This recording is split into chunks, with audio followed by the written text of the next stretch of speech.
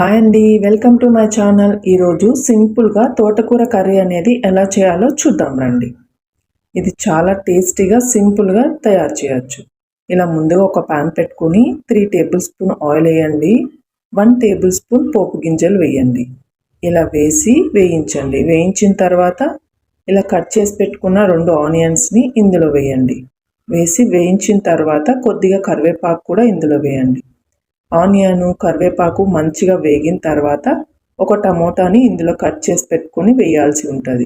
ఇలా టమోటాను కూడా ఇందులో వేసి వేయించండి.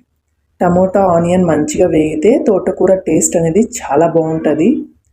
ఇలా వేయించిన తర్వాత మనం ముందుగా కడిగి పెట్టుకొని కట్ చేసి పెట్టుకున్న తోటకూరని ఇందులో వేయాల్సి ఉంటుంది.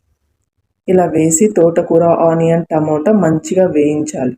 వేయించిన తర్వాత 1 or 2 మినిట్స్ అనేది సిమ్లో పెట్టుకొని ప్లేట్ అనేది మూయాల్సి ఉంటుంది.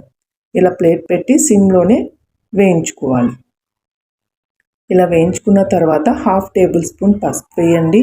1/2 టేబుల్ స్పూన్ సాల్ట్ వేయండి. ఇలా వేసి ఒకసారి కలిపి మళ్ళీ మూత పెట్టండి. ఇలా మూత పెట్టిన తర్వాత మనము వెల్లుల్లిపాయ కారం అనేది ఎలా చేయాలంటే కొన్ని వెల్లుల్లిపాయలు, రాళ్ళుప్పు, కొద్దిగా కారం, కొబ్బరి వేసి పౌడర్ చేయండి.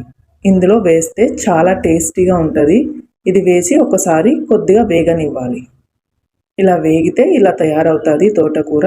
ఇది చపాతీలకైనా, రైస్లేకైనా, రొట్టెలేకైనా చాలా బాగుంటుంది. చాలా సింపుల్గా ఈజీగా తయారు చేయొచ్చు. నేనైతే రొట్టెలోకి తోటకూర అనేది టేస్ట్ చేయడం జరిగింది.